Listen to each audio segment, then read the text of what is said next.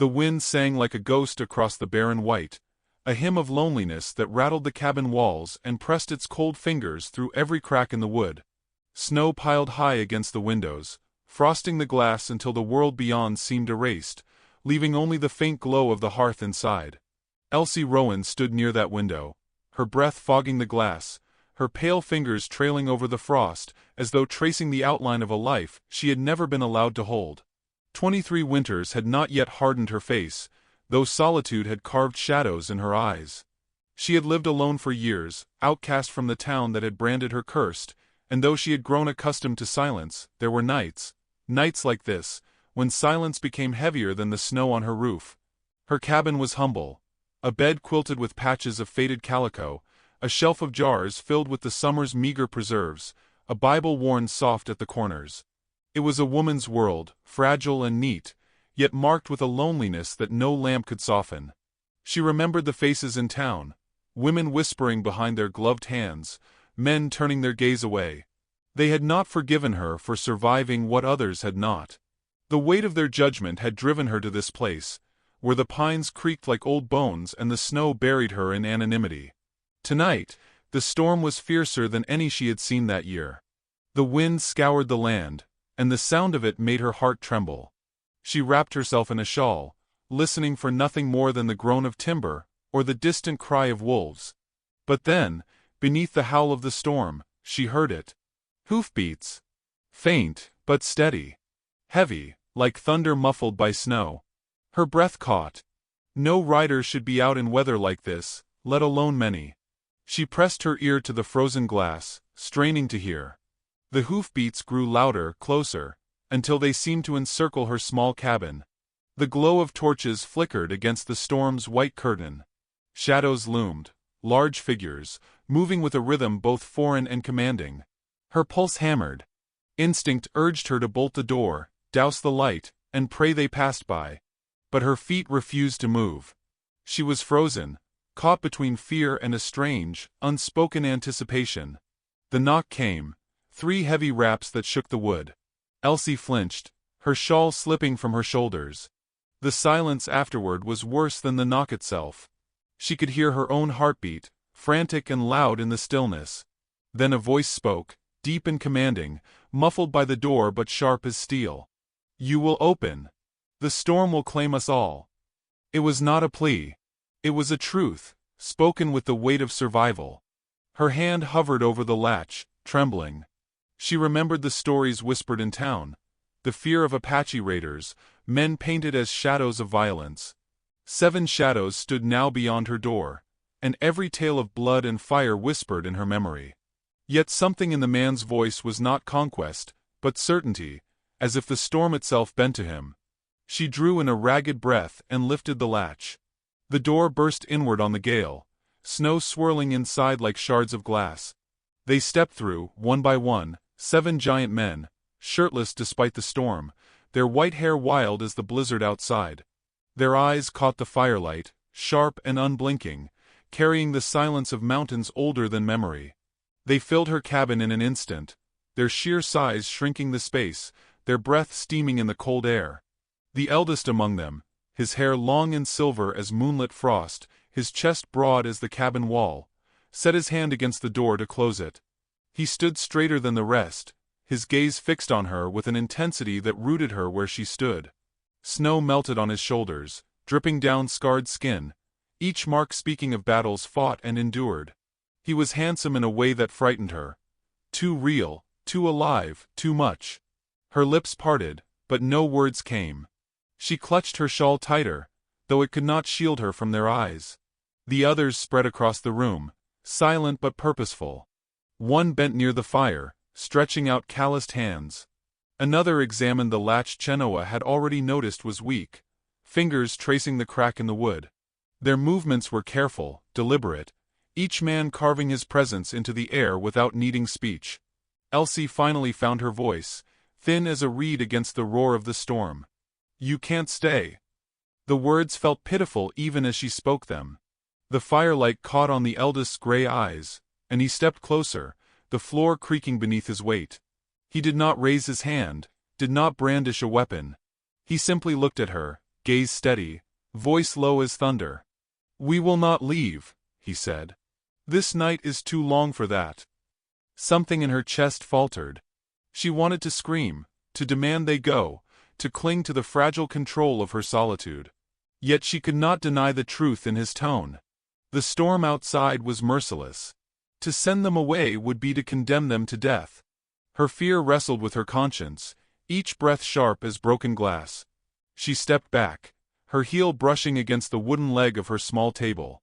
7 pairs of eyes followed her, each expression unreadable, carved from stone. She thought of the townsfolk who had cast her out, who had said she was a curse. Now, 7 giants had crossed her threshold, carrying with them a danger greater than gossip, and still, something inside her whispered that her life had just changed. The fire popped, sending a shower of sparks up the chimney. Outside, the wind wailed like a woman mourning. Inside, the eldest Apache's gaze did not waver. Slowly, as if claiming not only the cabin but the very breath between them, he spoke once more, his words final and unyielding. "You are mine." The room seemed to shiver with the weight of it, as though even the storm paused to listen. Elsie's knees weakened, her hand clutching the shawl until her knuckles blanched. She wanted to deny him, to cry out, to resist. But her voice failed her, leaving only silence. And in that silence, with snow clawing at the walls and 7 giants filling her small cabin, she understood that her exile was no longer hers alone, that the world she had fought to shut out had forced its way in, and nothing would ever be the same again. The cabin seemed to shrink with every breath the men took, the logs of its walls groaning, as if under the weight of their presence. Elsie pressed herself near the hearth, the flicker of flame painting her face in tremulous light. The 7 giants moved as though they belonged there, though each motion carried an alien gravity, hands brushing snow from their white hair, shoulders glistening with melted frost, eyes sharp as obsidian. Their silence was not emptiness. It was a language of its own, filling every corner of the room with unspoken questions. She set a pot of thin stew on the coals, more habit than hospitality. The Apaches crouched near the fire, their great bodies encircling the small flame, as though it were a sacred heart. One, broader than the rest, leaned forward and held his palms above the heat, scars crossing his wrists like rivers carved in stone. Another pulled a strip of hide from his belt, and began repairing the latch of her door with swift, practiced movements, as though her cabin were theirs to mend. She felt her chest tighten, torn between gratitude and resentment. The eldest, Nada, did not crouch. He stood near the door, one hand resting on the hilt of a knife left idle at his side. His gaze fixed on her, not unkind, but unrelenting. He had said the words, "You are mine," and though no touch followed, the weight of them pressed against her ribs as surely as the storm beat against the shutters. She stirred the stew with trembling fingers, the wooden spoon scraping the iron pot like the rasp of her nerves. Her eyes darted between them. Takota, with eyes that lingered on the fire as if searching for ghosts in the flames. Chenoa, who seemed to measure the walls, the shelves, every weakness in her shelter, his mind forever assessing. Waya, restless, fingers drumming against his thigh with a rhythm too close to violence. Dason, heavy-browed and solemn, his gaze softening whenever it fell on her hands. Yona, scarred and silent, leaning against the wall as though carved from it. Bidziai, the youngest, shifting often, his smirk a flicker that cut the air like flint. Each man was a mountain, yet different in slope and shadow. Elsie poured the stew into wooden bowls, the portions pitiful. She braced for disdain, for laughter, for the cruelty of men who had known plenty of power. But none spoke. They ate with reverence, chewing slowly, not a drop wasted, as if her meager offering carried the weight of a feast. Watching them, she felt her cheeks flush with something like shame. The townsfolk had mocked her preserves, her patchwork life, her failure to fill a man's table. Yet here in silence, these men treated her food as though it were sacred. Still, suspicion gnawed. She imagined the whispers that would erupt if the townsfolk knew. Elsie Rowan, the cursed girl, alone in a cabin with 7 shirtless Apaches. Shame prickled her skin like nettles, but alongside it rose defiance. The town had abandoned her long before these men had come. Why should their judgment matter now? Yet her hands trembled all the same when she gathered the empty bowls. Nada's voice broke the silence, low and steady. You fear us? It was not a question. The spoon slipped from her hand and clattered into the pot. She straightened, forcing her voice to steady. You came unbidden. Any woman would fear. The corners of his mouth twitched, not quite a smile. Fear is wise. His gaze lingered, then shifted to the others, as if to remind them of something unspoken. Bidziai leaned forward, his tone sharp. Or fear is betrayal. She may run to her people. Bring them here. Elsie's breath caught. The accusation stung sharper than frostbite.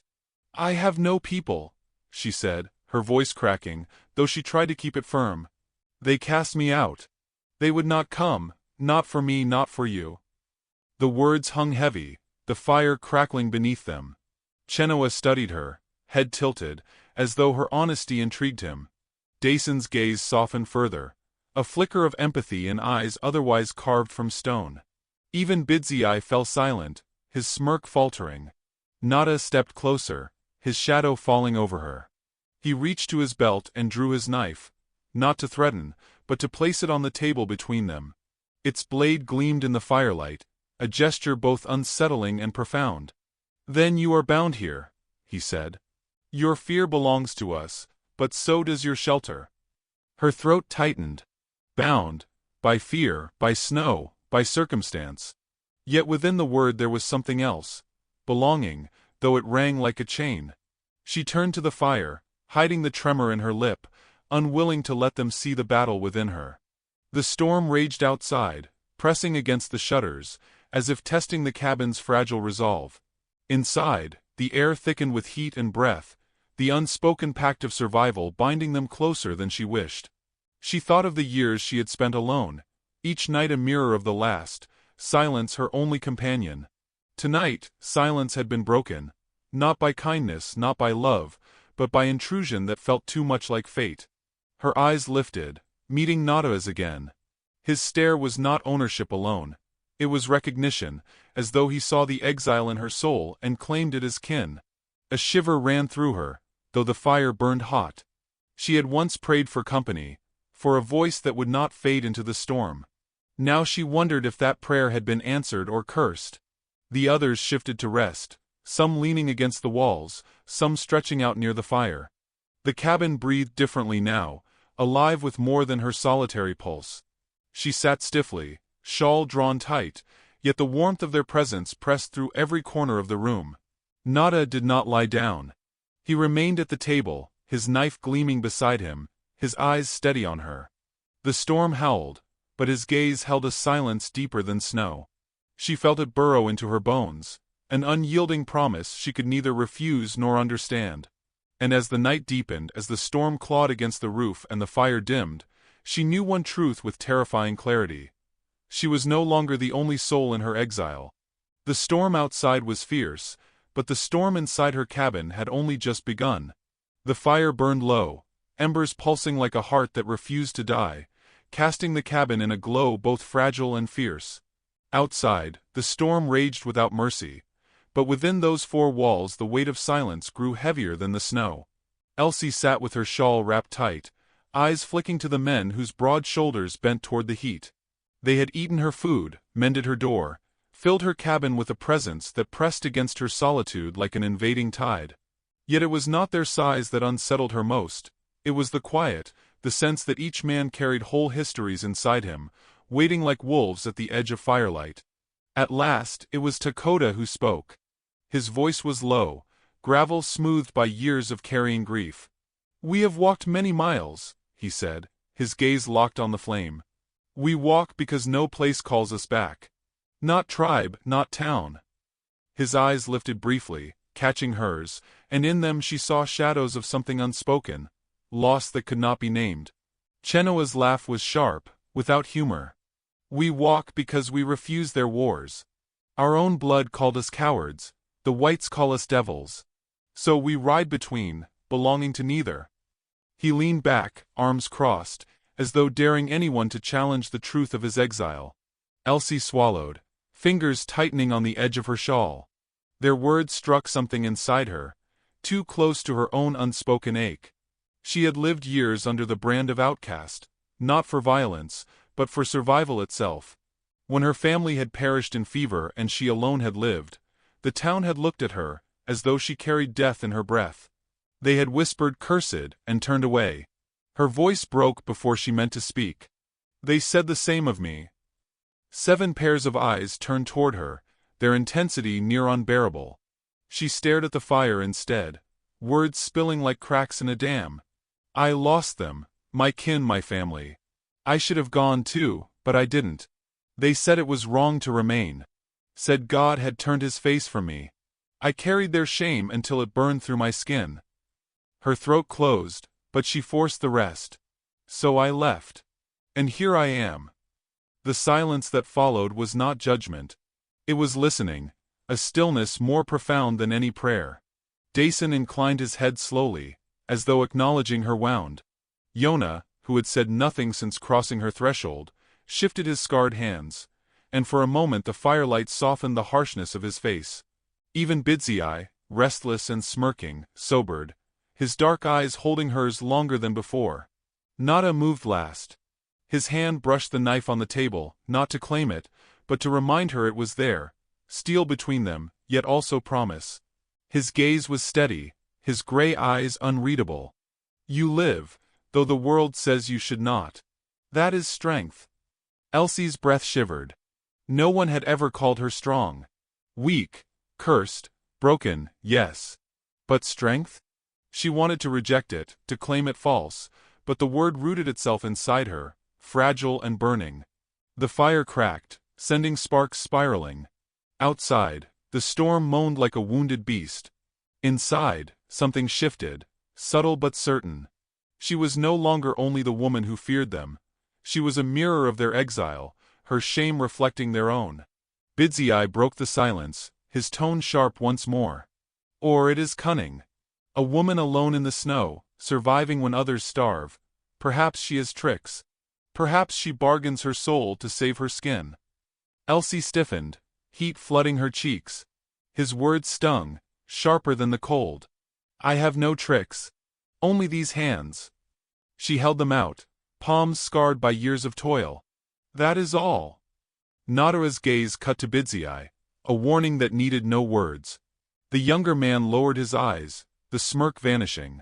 Elsie's pulse steadied, a strange defiance rising within her. For years she had bowed beneath judgment. Tonight, beneath the gaze of 7 strangers, she stood straighter. The fire settled into a low glow, shadows stretching long against the walls. Chenoa spoke again, quieter now. We are hunted, woman. If they learn we are here, they will come with rifles and rope. Do you still say we may stay? Her throat tightened, fear warring with the instinct to survive. If she sent them away, she would remain alone, safe in her silence. But the image of their broad backs against the snow, fading into the blizzard's maw, struck her with a pain she could not explain. She raised her chin, voice soft but unwavering. You may stay. The weight of the choice pressed against her chest, heavy as stone. She knew what it meant. The town would damn her further if they ever learned. But what had their mercy ever given her? Better to fall with dignity than live forever bowed. For the first time, Nada's expression shifted. Not a smile, not triumph, but something deeper, recognition. His hand brushed the knife again, and then he pushed it further from him, leaving the steel closer to her than to him. A gesture, silent but powerful. A gift of trust, or perhaps a test. Elsie's breath faltered. She had never been given power, not over men, not over her own fate. The knife gleamed in the firelight, and in its reflection she saw herself, small, fragile, but no longer invisible. The storm clawed at the roof, rattling the shutters. The men settled into the rhythm of rest, their great bodies forming a ring of warmth and breath around the fire. Yet Nada did not move from the table. His eyes remained on her, unblinking, as though measuring whether her choice would hold. Elsie sat with her shawl gathered close, her hands trembling though the room was warm. She thought of her family's faces, blurred now by years, and of the townsfolk's scorn. She thought of the 7 giants who had entered her life like thunder. And in the glow of the fire, for the first time in years, she felt something stir beneath her fear. something like belonging. Still, when her eyes met Nada's again, her breath caught. For though his knife lay closer to her than to him, the fire in his gaze burned with a vow unspoken. She could not yet tell if it promised her protection or possession. And as the embers dimmed to ash, she understood that the truest danger was no longer the storm outside, but the one kindling quietly within. The storm broke at dawn, leaving the world draped in silence so complete it seemed almost holy. The snow lay thick and undisturbed across the clearing, a white shroud that concealed the earth and softened every sound. Elsie stepped out with a bucket in hand, her boots sinking deep, breath puffing pale against the brittle air. Behind her, the cabin exhaled smoke through its crooked chimney, a fragile sign of life in a wilderness otherwise untouched. Inside, the 7 men lingered in shadows and warmth, but here, beneath the open sky, she felt the weight of what their presence meant pressing heavier than the snow. The tracks of their horses marked the clearing in a jagged circle, already hardening in the cold. She stared at them, the prints undeniable proof that her solitude had been broken. Any settler passing through would see them, and in town, tongues were sharper than any knife. She could almost hear the whispers already. Elsie Rowan harboring devils, Elsie Rowan cursed as ever, Elsie Rowan dragging ruin to anyone foolish enough to stand near. Her hand tightened around the bucket's handle. Shame was a familiar cloak, but this time it sat differently, weighted with something like defiance. She no longer lived only for herself. 7 men had entrusted her walls, her fire, her silence. That trust burned like a brand. She returned inside, brushing snow from her shawl, and found Nada by the window. He did not turn at her entrance, but his eyes tracked the clearing beyond, sharp and unblinking. His presence filled the space more than the fire did. "They will come," he said simply, as if reading the truth from the snow itself. Elsie set down the bucket, her heart stumbling. "Who?" "The men of your town," Chenoa answered from the hearth, where he sharpened a blade with slow, deliberate strokes. Sparks leapt with every scrape, punctuating his words. "They will see the tracks. They will follow. Fear makes hunters of them." Her chest tightened. The very thought of facing the townsfolk again, those eyes, that judgment, was almost worse than facing rifles. She had built her exile to escape them, yet now they would be drawn straight to her door. Bidziai's smirk reappeared, sharp as a thorn. "Perhaps she will run to them, tell them we forced her, beg their mercy." His words cut the air, testing her as always. Before she could speak, Dayson's voice rumbled low, heavy with disapproval. "Enough." He glanced at Elsie with something close to pity. "She knows their mercy is colder than this snow." The truth of it settled deep in her bones. She had begged for that mercy once, after her family's death, and found only disdain. To rely on them again would be to crawl back into the dust of her shame. She straightened, drawing breath through trembling lips. "I will not send you away." The fire snapped. Silence spread, broken only by the hiss of melting snow dripping from their boots. The men exchanged glances, not disbelief, but something quieter, an acknowledgement that her words bound her fate to theirs. Waya leaned forward, restless, his dark eyes fierce. "Then you choose against your own people." "I have no people," Elsie answered, her voice low but steady. She felt the truth harden inside her, sharper than fear. "Not since they left me to rot in silence. What's one more reason for them to curse my name?" Nada turned then, his gaze cutting through her like a blade through cloth. For the first time, there was no claim in his eyes, no possession, only recognition, the silent meeting of 2 exiles who understood what it meant to live without a place. He stepped forward, each footfall heavy, until he stood before her. The others watched, waiting, as if some unspoken decision was being forged in the air. "You stand with us then," he said, voice quiet as falling snow. Her throat closed, yet she forced the words out. "Yes." The shift was palpable, like a current rippling through the room.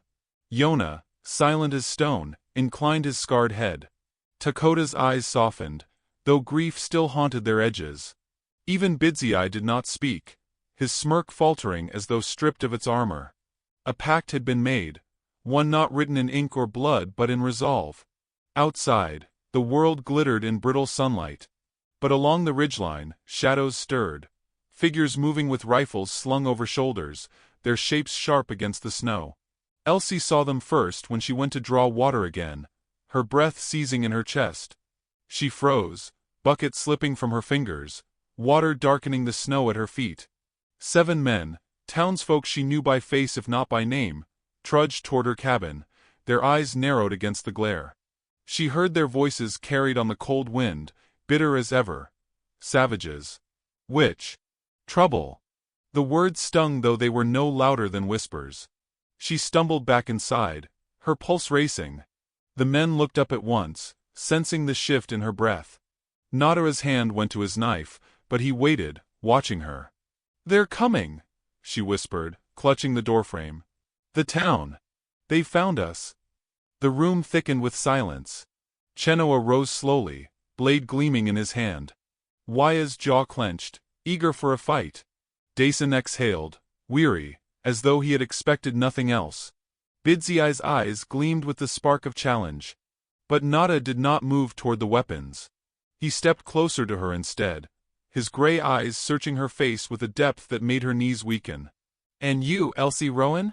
Will you stand when they come, or will you let their scorn break you again?" Her breath trembled. She remembered the nights of loneliness, the whispers of curse and shame.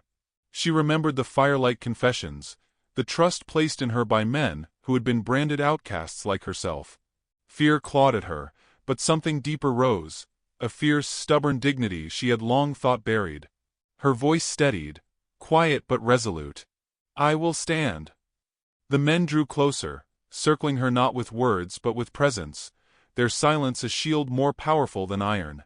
The fire flared, casting long shadows across the walls. Outside, the voices grew louder, boots crunching nearer. Nadara's hand brushed the doorframe above her, his figure towering yet steady, his voice carrying a vow that chilled and steadied her all at once. "Then you are ours." And before she could answer, the first knock thundered against the cabin door, shaking the walls, the demand of the world beyond breaking into the fragile sanctuary they had built. The pounding at the door rattled through the cabin like the echo of judgment itself, each blow splintering the fragile stillness they had built within. Elsie's heart lurched against her ribs, yet her feet did not move. The 7 men stood in a half-circle, their broad frames rising like stone walls, their eyes sharp with the knowledge of what must come. The fire hissed and spat, throwing sparks into the charged air, while outside the settlers' voices barked through the cold. "Elsie Rowan." One called, his tone dripping with disdain. "We know what you've done. Open this door and hand them over. If you stand with them, you'll fall with them." Her shawl slipped from her shoulders, pooling at her feet. She felt the weight of every year spent bowed beneath those voices, every whisper of cursed and unfit. Yet as her gaze swept the room, the scarred silence of Yona, the quiet grief in Takota's eyes, the restless strength of Waya, something steadied within her. She was no longer alone. Nada stepped forward, his presence vast, and spoke not to the men outside but to her. "This is your choice, Elsie Rowan. If you open the door for them, we will walk into the snow. If you close it, you walk with us." His voice carried no demand, only the weight of truth, and his gray eyes held hers as though binding her fate. The door shuddered again, the settlers' fists and boots threatening to break it down. Elsie's throat burned, but her answer came without falter. "I will not give you up." A flicker passed across Nada's face, not triumph but respect, a vow sealed in silence. He placed his knife in her hand, the hilt worn smooth, its weight solid and terrifying. "Then you are part of us." The door cracked under another blow. Snow swirled in through the gap as a rifle barrel forced its way inside. In an instant, Waya surged forward, shoving the barrel back as the wood splintered wide. Shots cracked, deafening in the narrow space. Smoke filled the air, sharp and bitter. Elsie dropped to the floor, heart hammering, while Yona hauled her toward the wall with a strength that felt immovable. The battle was swift, brutal. The settlers poured through the broken doorway, faces twisted with fear more than rage, rifles raised. The Apaches met them without hesitation. Waya struck first, his body colliding with a man like thunder, sending him sprawling into the snow outside. Chenoa's blade flashed in the firelight, slicing the rifle from another's grip.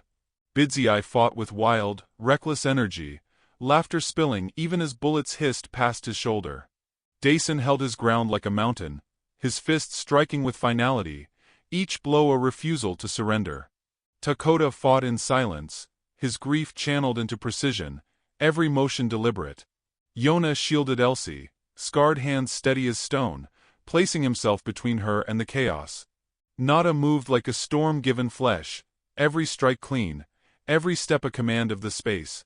The settlers had come with fire and fury, but they were men who lived by scorn, not survival. Against the seven, they faltered. Elsie pressed against the wall, the knife heavy in her palm. The sight before her blurred in smoke and snow, but one figure she saw clearly. Waya, struck by a shot that pierced his shoulder, staggering but refusing to fall. Blood seeped across his chest, dark against his skin, yet his roar carried him forward, driving another man back into the night. Her breath caught, a cry rising in her throat, but he did not look to her for pity. He fought as though her defiance had become his own. Outside, the settlers' torches flickered in the snow, shadows retreating with every blow. Their shouts grew desperate, their numbers thinning as fear overtook bravado. One by one they broke, stumbling back into the storm, until the clearing lay littered with their failure. Rifles abandoned, pride shattered. The wind swallowed their curses as they fled, leaving only the sound of the storm reclaiming the night. Inside, the cabin heaved with breath, the men's chests rising and falling in unison, smoke curling above them like a ghost. Waya leaned against the wall, blood soaking his side, yet his eyes burned with victory. Chenoa's blade dripped scarlet, his gaze as sharp as ever. Dason wiped his knuckles, scarred anew. Takota sat near the fire, his silence heavier than the storm.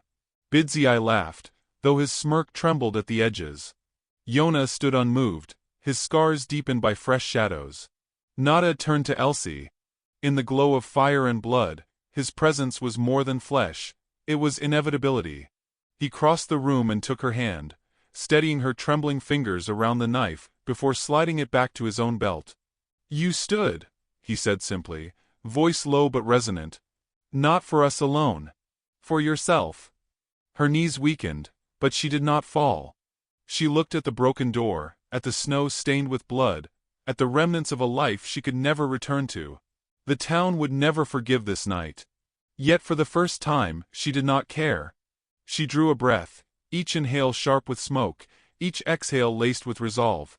"Then let them curse me," she whispered. "I have already chosen." The fire crackled, casting long shadows of the seven giants across the walls, their presence no longer an intrusion but a shield, a belonging. Waya winced, bloodied yet alive. Takota lifted his eyes from the fire, meeting hers with something like kinship. Chenoa's mouth curved, not in mockery but in the faintest trace of respect. And Nada, towering above them all, placed his scarred hand over hers, not as possession but as recognition. His eyes burned like stormlit steel as he spoke the words that sealed the night. "Then you are ours and we are yours." The storm outside howled, the cabin door broken wide, but within, the fire burned steady, defiant against the dark. And Elsie, once outcast, once cursed, stood in that fragile light knowing her exile had ended. Not because the world had accepted her, but because she had chosen where she belonged.